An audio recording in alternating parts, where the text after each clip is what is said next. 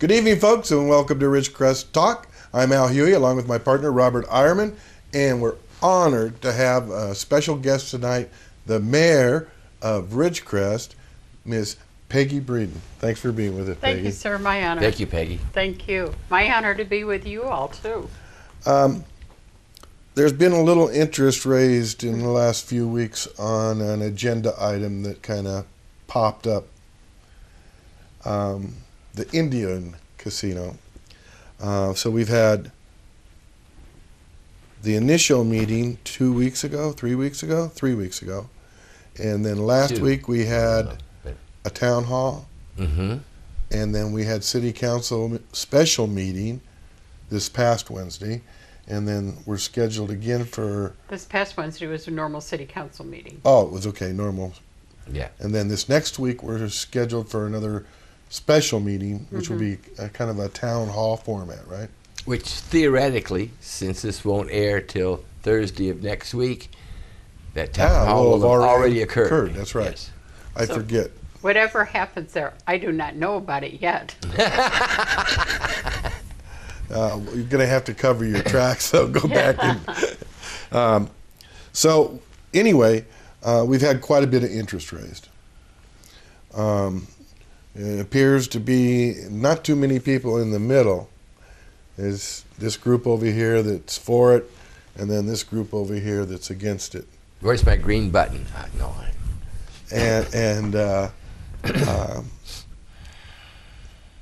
Well, my observation, it's been about 50-50.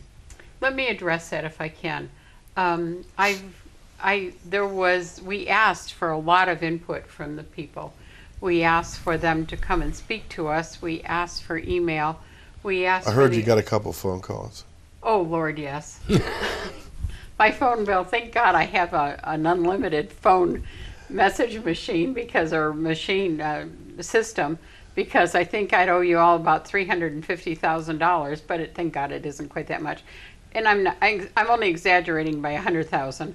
There were a lot of phone calls. Most of them were, I'm either against this totally and mostly on moral principles, or I'm against this because of where it's located, or I'm in favor of it because of the benefit that it will bring to the community by jobs and other added benefits that will come to the city of Ridgecrest. Mainly the money. Mainly the money. Yeah, clearly that is We're talking what it is. Approximately $400,000 a year. Right? And it can be appraised whenever each of the parties involved after the building be reappraised after the building is complete, and with notice, and we can raise it 2% each year to cover whatever those costs are above the appraisal. Because we don't get any sales tax of any kind. No sales tax. So the arrangement through the MSA is 2% of the appraised value, correct?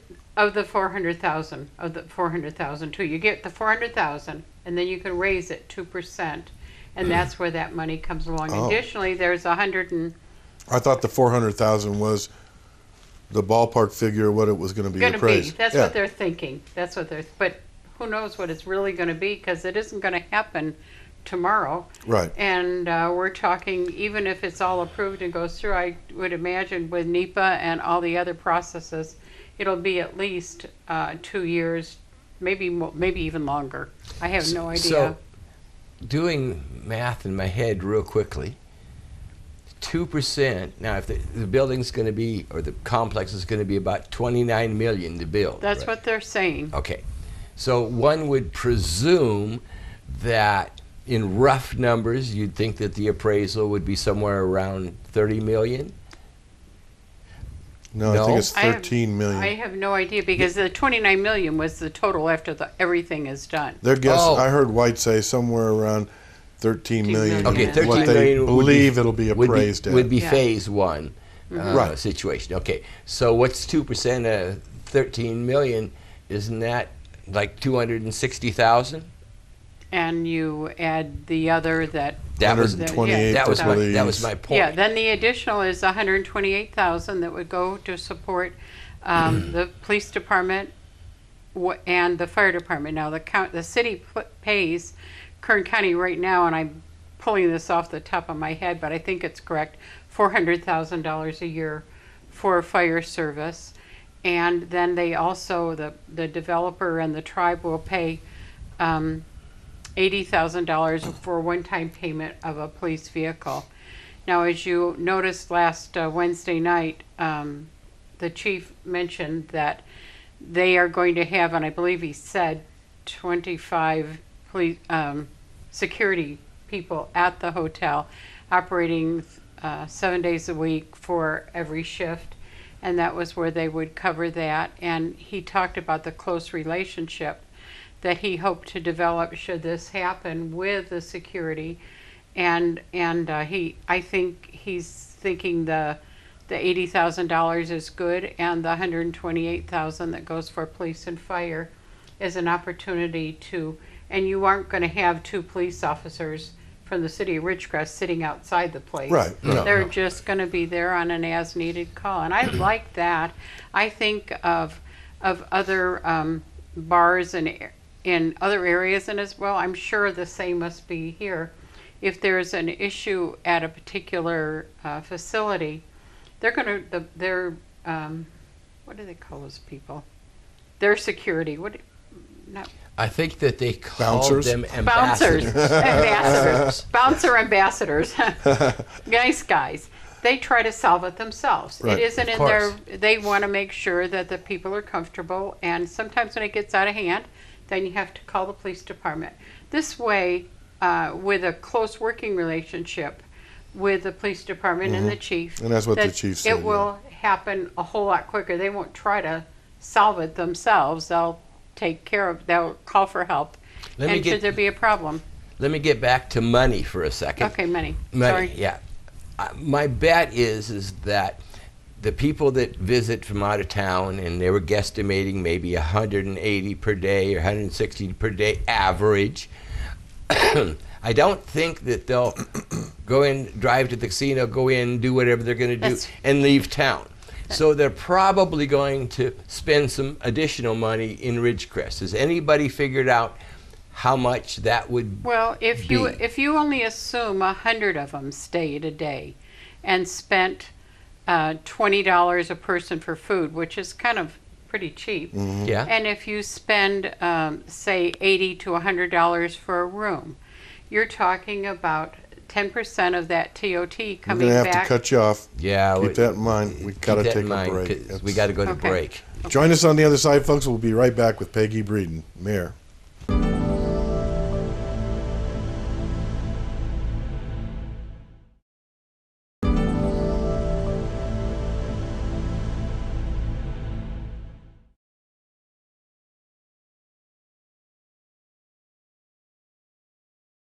And welcome back to segment 2 of Ridgecrest Talk this evening, and we're honored to have with us Peggy Breeden.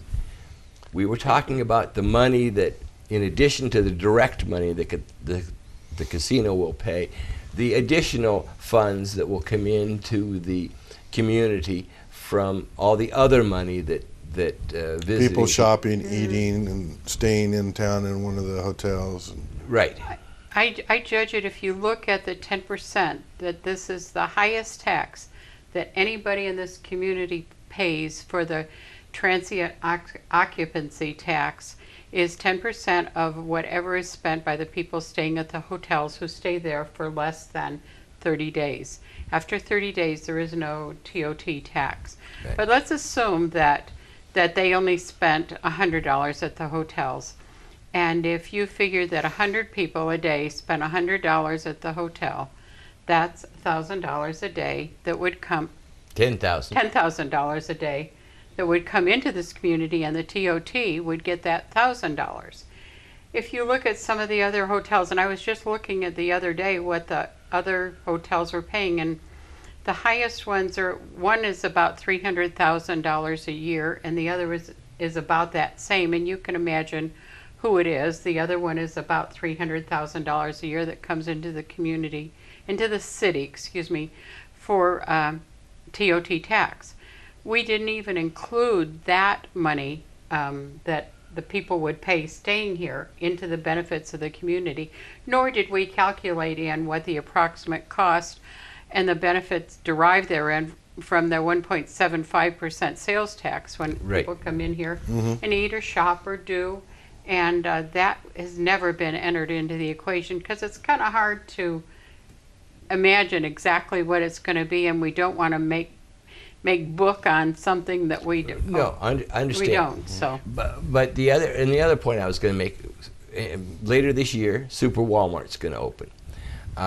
Maybe 2 years later, if it gets approved, the casino would open. And my contention is, yes, that casino may have some negative aspects to some people, but to outsiders, it makes us more of a real community, a real destination by comparison to what we have been. Now, some people may not like that. Maybe they don't want it, but it's happening. It's going to happen relative to Super Walmart. The casino's still up in the air. But my point is that it becomes an attraction. And I've heard people from Kern River Valley. I mean, yeah, you build it, they'll come. I'm sure that the same is true for other areas that people could enjoy coming and having a good time at that facility. I was pleased to hear Chief Strand say that in his assessment, he didn't think that we would have a significant crime problem if handled properly and a good relationship exists between the police department and the casino. But I understand people's moral objection. so do I, and that it. was why I tried to address it on last Wednesday, that I understand those moral objections, but I don't think, and I already received an email from a really nice lady who objected to my characterization, that I didn't think it was the city's responsibility to vote on the morals of the community. I believe that's what we have our churches for. That was what we have our good people for. Now, if I was going to be asked, do I want a bordello to locate here, I would certainly say no, because it's illegal. Would I want a marijuana farm located here? I would say no. It's illegal. Well, only for until maybe a short November. time. Until November, perhaps. Then what do we do? Then what do we do? Yes. Well, I understand that, and I'm getting out the topic here, but Atalanto is in the process of approving health facilities for marijuana for health. What do you call that? Medical marijuana. And they're estimating $6 million into their $12 million budget. Wow. That's a 50% increase. That was amazing. And I said, we need to look at that. Not that I wanted to come, but I want to know what can we do that would augment our budget? Maybe not by half, but at least are there other opportunities out there? And that's as part of our job, and as part of our job of the economic development, to look at what other opportunities are there that we may not be seeing. Okay, you heard it here first. We're going to have a casino, a bordello, a marijuana farm. And Peggy has no morals. No. Well, I've told Al for years that if I had a church in town here, and first of all, I'd have to be religious enough to want to have a church in town, but my belief is that if you have a church on one corner, you need a bar on the other corner, a strip joint on the other side, and a gambling place. And so that's the four corners. Fertile ground, right? Huh? Fertile ground. Well, yeah, because I want the people, if I had a church, to come to my church because they could pass up those temptations and come to church. So I kind of agree with what you had to say relative to the morals of the community is up That's to the not what churches. she was saying. But just what to I put the what I record really straight. was saying, though, that we as legislators and people who you elect and people who are to approve what's happening in this community, given our parameters and the scope we have, is that we are more than the moral. We have to be the whole picture. I am who I am based on everything that I am. I expect to be able to vote on those things based on the input we receive from our staff, the outside education that I've gone to seek to say, well, what about this? I called Tom Wheeler, who is supervisor in Madera County, to find out what he did, how they dealt with it. I've talked to different cities. I talked to 29 Palms, and I talked to Mayor and Bishop, and what did they do? That kind of research, you as a legislator, we are required to do. But more than that, we have to listen. We have to listen to what you all say. Does that mean if you are objecting to something on a moral basis, I should ignore it? Absolutely not. Again, it's part of the total picture of who I am, who this community is. Does it make you more moral than me? Perhaps. But what I think we are is we are a balance of all those things that this community is. And if we can take those together and look at everything, we all will be better. I have to look at those people who are saying, and I'm just going to give you some figures rounded. If we had 100 new... Can you hold that thought? He's counting down in our ears. So We'll be right back. We'll be back after the break.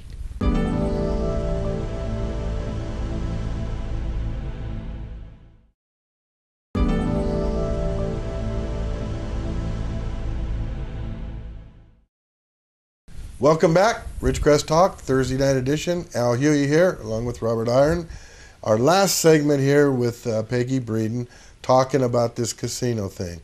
Now, you were talking about the aspects of, as an elected official, you're looking, at all kinds of ways to ensure that you have the money you need in order to provide the services and everything for the community. You brought up something at the last meeting. I don't know if you brought it up, but you hit on it, that I think should be pursued. Right now, we're only getting 5 cents on the dollar. 5.13. On our property taxes. And there were some arrangements made, and here's where Trump would have been valuable back in those days. Because we got the short end of the stick. Yeah.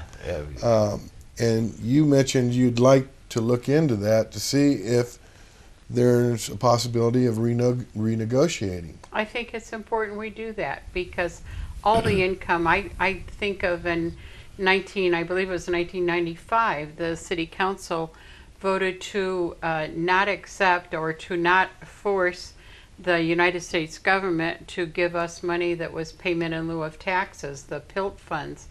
And in their wisdom, they did it, thinking that this area would prove more friendly to the federal government and locating their facilities here and increasing them even more.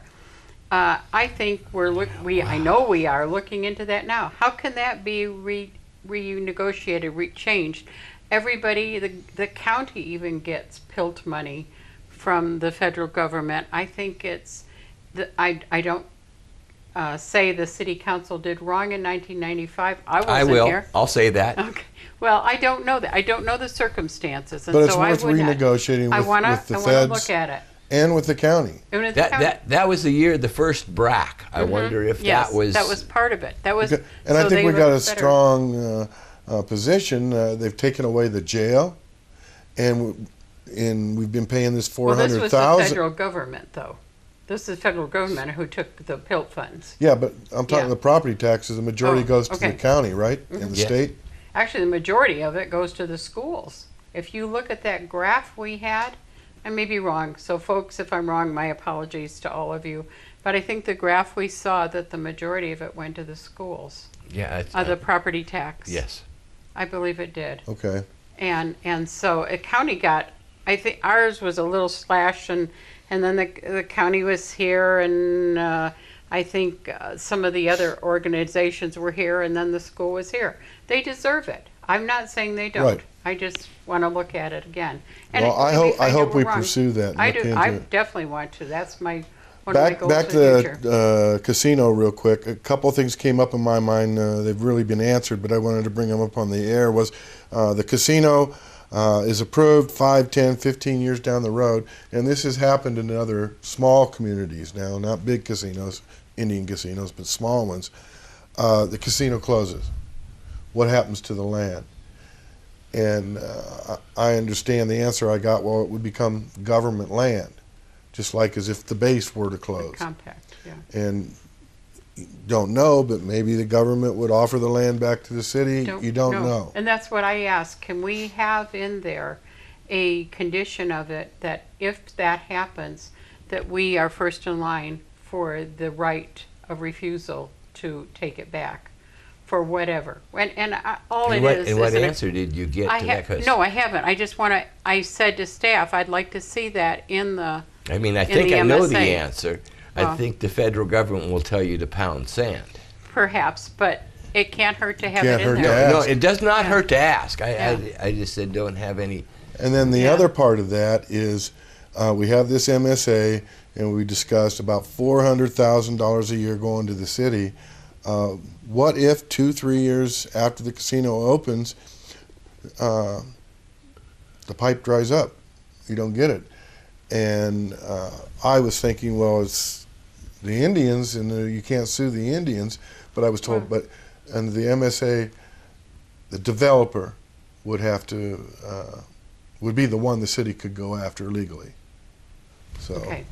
One of the things that I did ask the supervisor from Madera County when I asked him, I said, has there ever been any adjudication of these agreements where the land becomes sovereign or trust land? And he said he knew of none that had actually gone to court and been, a parameter has been established. And I talked to, I'm going to try to remember the name, so forgive me folks if I say it wrong. It was a group of counties who are part of CSAC, that's it, CSAC, who band together and are asking the state legislature to deal with this issue and come up with a law that says you have the right to sue and find, and they're asking our federal legislators. Yeah, to because do this that thing has too. been evolving ever since the government said they could, In the Indians early could 90s, build yeah. casinos. Yeah. And so that- we've got a lot of untrodden territory, but that doesn't mean that it needs to hold us back. I think we need to recognize the hindrances and recognize the burdens and balance it all. One of the things I was trying to say before, if you, as far as looking at the moral issues, that's one. Look at the positives too. And I think of the people who don't have jobs in this community or are looking for better jobs.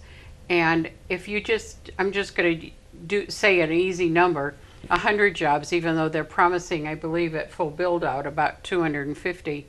But if you say only 100 jobs at $14 an hour for 40 hours a week for 52 weeks a year, that's $2.8 million added to the income of the people in this community to be spent because they're employed here. One would think it would be spent here buying. The vast majority will be spent, buying yes. homes, purchasing food, eating out, renting. That's a benefit to all of the businesses in this community. Should it be a primary factor in making a decision? Absolutely not, any more than should the moral factor be a primary decision. It is the balance of all. Obviously, the tribe will make out well if this whole thing goes well.